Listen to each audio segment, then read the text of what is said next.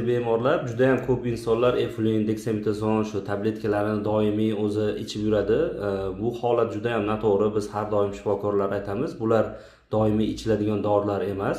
Hozirda shu Shahobiddin aka bemorimiz kelgan, yoshlari 61 yosh, shikoyatlari nafas qisish, yo'tal, burun bitishi, oqishi, aksirish shular bilan kelgan.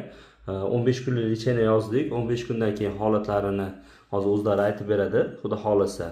Biz har doim aytamiz, hech qachon o'zingiz bilganingizcha dori ichmash kerak. Vrach bilan maslahatlashgan holatda. Aynan eflin, deksametazonlar doimiy ichib yuriladigan dorilar emas.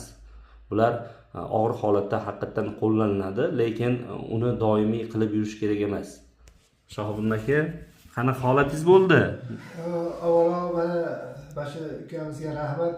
Ancha yengillik oldi. Men oldin bu ukamiz aytmoqchi, to'g'ri, eflin, deksametazon ukolini olib yurardim, vaqtincha to'xtatardim 10-15 kunda.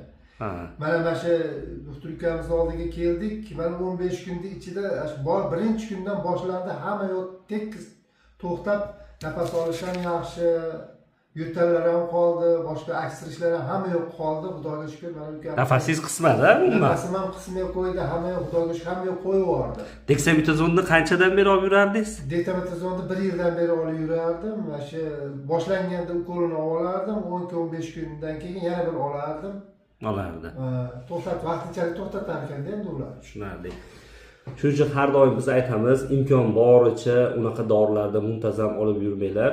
Misol uchun gormonlarda juda ham ko'p nojo'ya ta'sirlari bor. Bu to'g'risida ham videolar chiqarganmiz. Bemalol o'tib ko'rishingiz mumkin.